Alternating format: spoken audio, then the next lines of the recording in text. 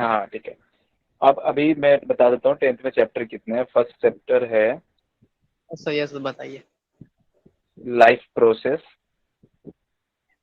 इस चैप्टर में भाई लाइफ प्रोसेस मतलब जो बॉडी में जितने भी फंक्शन होते हैं ना, जैसे कि डाइजेशन हो गया, फूड खा हम लोग खाना खाते हैं तो उसका डाइजेशन होता है ना। उसके यस बाद सर। उस फूड को यूज करना होता है फॉर द एनर्जी प्रोडक्शन। तो रेस्पिरेशन हो गया, रिस्पायर करते हैं। फिर जो मतलब अनडाइजेस्टेड फूड है उसको बाहर निकालना होता है तो एक्सक्रीशन हो गया। तो सारे के सारे system, digestive system, respiratory system, excretory system, सब इसमें पड़ेंगे लाइफ प्रोसेस। ठीक है। अगला है कंट्रोल एंड कोऑर्डिनेशन। इस चैप्टर में नर्वस सिस्टम के बारे में पढ़ेंगे। नर्वस सिस्टम, ब्रेन, ब्रेन के जितने भी पार्ट्स हैं सब कुछ इसमें पढ़ेंगे। ठीक है। अगला है रिप्रोडक्शन या how do organism reproduce. Reproduction में कोई भी एनिमल या फिर प्लांट कैसे रिप्रोड्यूस करते हैं, मतलब एक पेरेंट से उसके जो भी चाइल्ड है प्रोजेनी वो कैसे बनता है, उसका सारा का सारा मैकेनिज्म इसमें पढ़ेंगे। ठीक है। और फोर्थ है हेरिडिटी एंड इवोल्यूशन। तो इसमें पढ़ेंगे कि जो कोई पेरेंट है तो पेरेंट का जो कैरेक्टरिस्टिक फीचर है वो उसके बच्चों में जाता है। बहुत सारे पेरेंट्स बच्चे होते हैं जो अपने पेरेंट्स से थोड़ा थोड़ा तो मिलते हैं, मतलब कैरेक्टरिस्टिक फीचर उनका रिजेंबल करता है। तो वो क्यों करता है, क्या ऐसा फीचर होता है जो ट्रांसफर होता है, वो होता है जीन। तो उसके बारे में इस चैप्टर में। ठीक है। दो और चैप्टर है, आवर इन्वायरमेंट और एक है मैनेजमेंट ऑफ नेचुरल रिसोर्स। सबको क्लियरली आवाज आ रही है ना? जी सर, यस जी sir. Sir. Yes. Natural yes sir, resource. Clear आ रही है। हाँ। Okay okay. तो देखो अब अभी क्या है कि ये ऊपर के जो 4 चैप्टर है ना, ये वाला नीट के पॉइंट ऑफ व्यू से बहुत ज्यादा इंपॉर्टेंट है। ठीक है। तो ये मैं डिटेल में अच्छे से पढ़ाऊंगा तुम्हें। ये जो आवर इन्वायरमेंट है इसका आधा पार्ट नीट के लिए इम्पोर्टेंट है और आधा बस 10th के लिए इम्पोर्टेंट है। ठीक है। और ये मैनेजमेंट ऑफ नेचुरल रिसोर्स खुद से रीड करने वाला चैप्टर है, पर मैं एक बार ओवरव्यू देखूंगा। तो ये चारों चैप्टर में डिटेल में पढ़ाऊंगा तुम्हें। ये वाला इसमें इम्पोर्टेंट पार्ट है वो अच्छे से पढ़ाऊंगा, बाकी जो ये बच गया इसको एक ओवरव्यू दे दूंगा मैं। ठीक है। Okay sir. ठीक है। हाँ। अभी क्या है, अब भाई अब एक बार आज का एक टॉपिक पढ़ाऊंगा मैं। कौन सा? ह्यूमन कोई भी खाना खाता है तो कैसे, सबसे पहले ये बताओ कि बायोलॉजी होता क्या है। What is biology? किसी को पता है क्या? The study of organism. Study of organism. हाँ सही है। सर पर इसको कंप्लीट करते हैं थोड़ा। Study of life and living organism,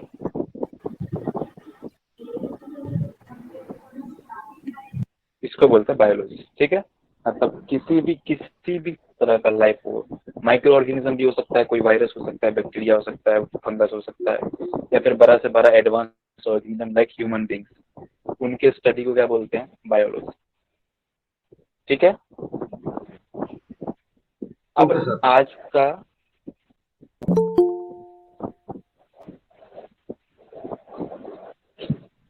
आज बस एक छोटा सा टॉपिक पढ़ेंगे, ह्यूमन डाइजेस्टिव सिस्टम।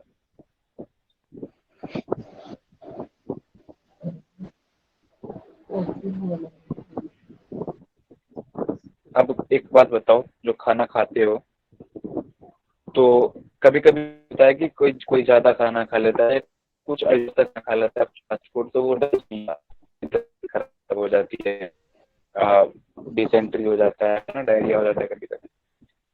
तो कुछ खाना होता ऐसा होता है जो इजीली डाइजेस्टेबल होता है,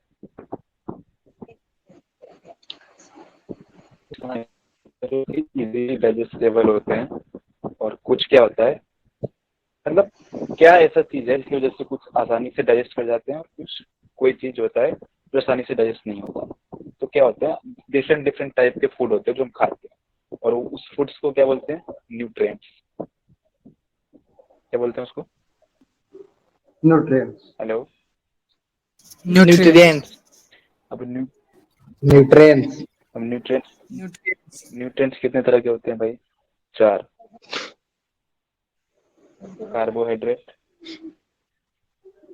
vitamin, protein, minerals, vitamin, protein, protein, vitamin, fat और न्यूक्लिक एसिड। ये मेन 4 तरह के होते हैं। ठीक है, ठीक है। अब सबसे पहले देखते हैं कि ह्यूमन डाइजेस्टिव सिस्टम के पार्ट्स क्या क्या होते हैं। ठीक है, तो अगर Yes. ऊपर से स्टार्ट करें तो सबसे पहले क्या आएगा? माउथ। उसके बाद बकल कैविटी, जो कैविटी होता है जिसमें दांत वात प्रेजेंट होते हैं, उसको क्या बोलते हैं? buccal cavity, buccal cavity. उसके बाद आएगा फूड पाइप। फूड पाइप, और उसी को एक और नाम देते, पता है क्या? ओइसोफेगस। उसके बाद क्या आएगा? स्टमक, stomach, पेट। stomach, उसके बाद क्या आएगा? इंटेस्टाइन। अब इंटेस्टाइन क्या होता है? 2 तरह का हो सकता है, स्मॉल और large.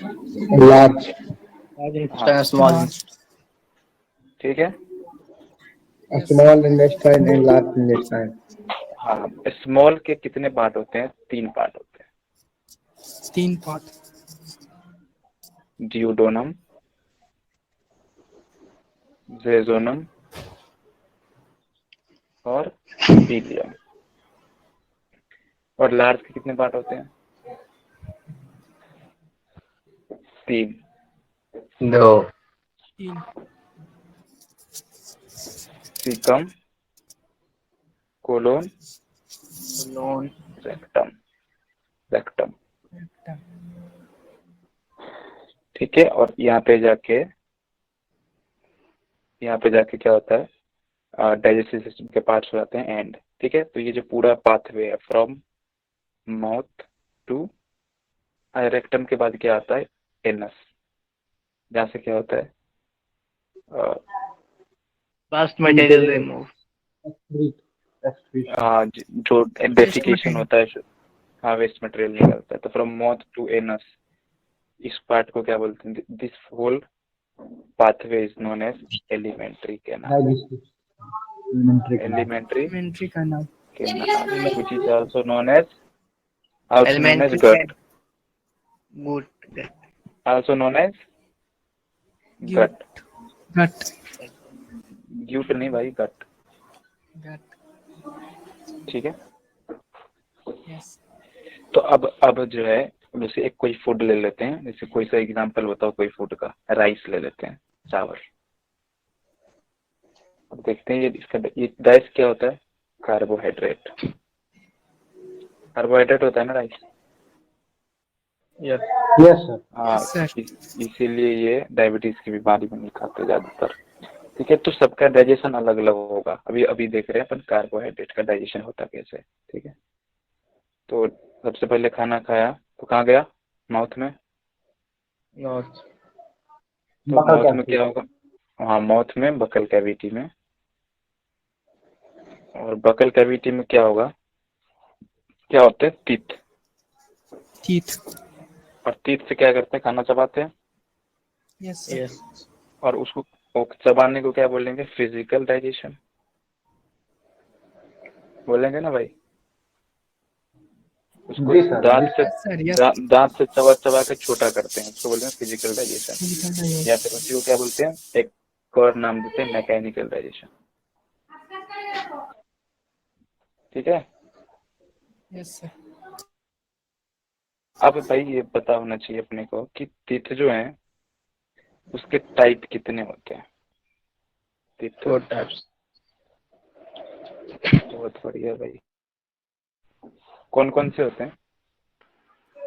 molar, molar, premolar, premolar, canine, canine, incisor, canine, canine, canine, molar, premolar, molar. molar, अब इंसाइजर का क्या काम है? इंसाइजर होता कैसा है, देखें मैं पहले ही बताऊं। इंसाइजर होता है छेनी, जानते हो छेनी? Yes sir. Yes. Yes, sir. हाँ, उसको इंग्लिश में बोलते हैं सिजल। सीजर। सिजल शेप्ड होता है ये, ठीक है। और इसका काम क्या होता है? सिजल है, छेनी है, तो ये क्या करेगा? Cutting. Cutting. कट करेगा। मतलब बाइटिंग। बाइटिंग। केनाइन क्या होता है? नुकीला, नुकीला होता है। तो ये हो गया पॉइंटेड। अब पॉइंटेड है तो फाड़ने में काम आएगा। Yes sir. तो फाड़ने को क्या बोलते हैं इंग्लिश में? टीयरिंग। ईयर। टीयरिंग। टीयरिंग करेगा। और प्री मोलर और मोलर दोनों ही क्या होते हैं? चपटा होते हैं, बिल्कुल चपटा। That is called as flat. Flat. ठीक है, तो ये क्या करेगा? फूड को बिल्कुल ग्राइंडिंग होता है ना, ग्राइंडिंग मशीन, बिल्कुल पीसना। ग्राइंड कर देगा, क्रश कर देगा, बिल्कुल पीसना। क्रशिंग। Yes sir. आप पीस देगा फूड को और बिल्कुल छोटा बना देगा, ठीक है। अच्छा, ये फूड को पीसना, छोटा करना क्यों जरूरी है?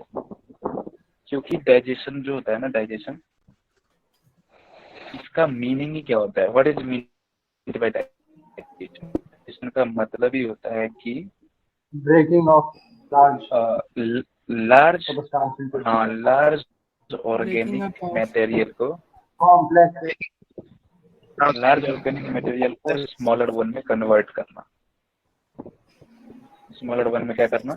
ब्रेक कर देना। That is called as digestion. और इसी वजह से क्या करते हैं? इन चारों तीर्थ के मदद से क्या करते हैं? फिजिकल डाइजेशन करते हैं, फूड को छोटा कर देते हैं, ठीक है। सर ये येलो उसके मार्कर बाद दिख नहीं रहा है सर तुम्हारा। येलो वाला दिखता नहीं है भाई। अच्छा, वापस करो क्या इसको?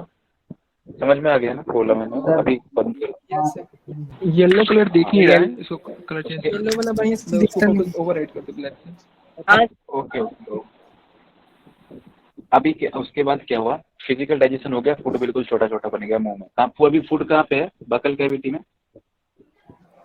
यस हाँ, अब उसके बाद क्या होगा? अब इस वाले फूड पे, जो क्रस्ड फूड है ना, जो तिथ ने बिल्कुल क्रश करके छोटा बना दिया, इस फूड पे कौन काम करेगा? इंजाइम, ठीक है।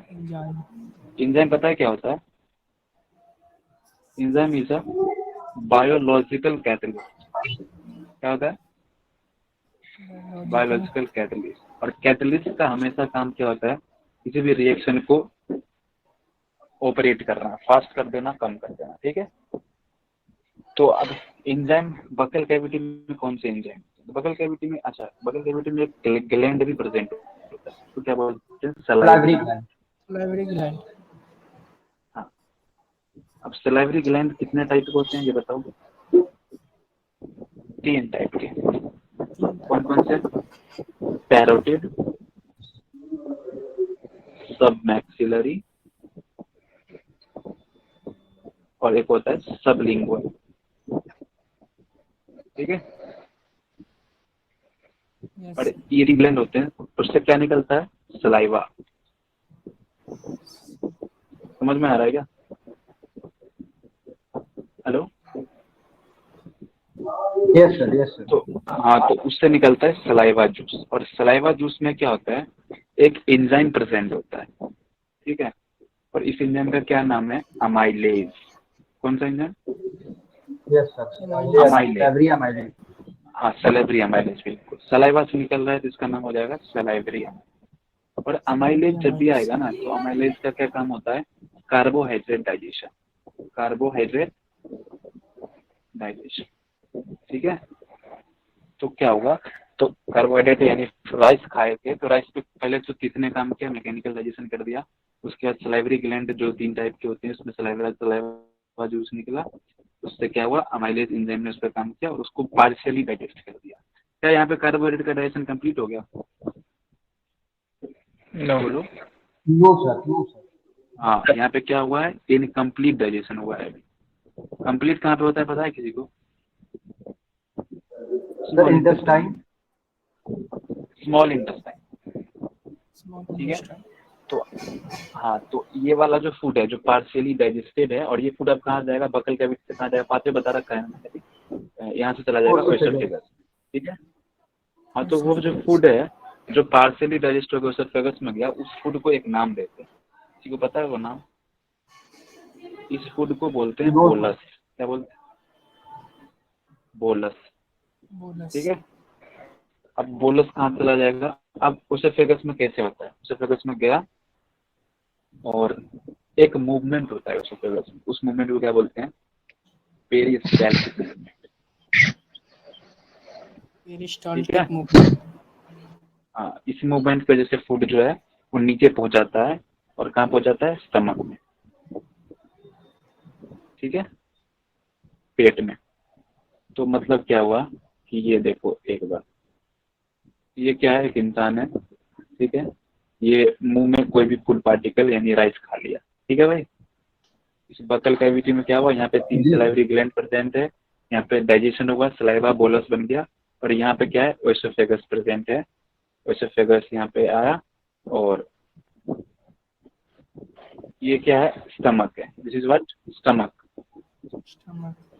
ठीक, और स्टमक क्या होता है? जे शेप ऑर्गन होता है, जे शेप का ऑर्गन। ठीक है, तो ये जे शेप में दिख रहा है पूरा जे शेप में। तो हाँ, जी तो यस भाई जी सर, जी सर। ये फूड आया इधर से, इसको, इस फूड को क्या नाम देते हैं? बोलस। ठीक है, बोनस। और ये इसमें चला गया। अब एक बार बताओ, जब एक बार स्टमक में फूड आ गया तो ये वापस इधर भी जा सकता है? जा सकता है कि नहीं? यस सर, जा हेलो, सकता है।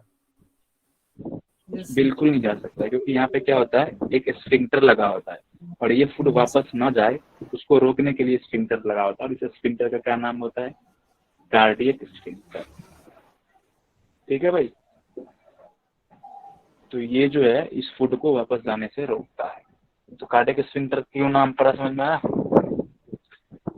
तो अब फूड यहाँ पहुंच गया है सर एक स्टमक में। सर एक डाउट बोलो बोलो। सर एक डाउट है।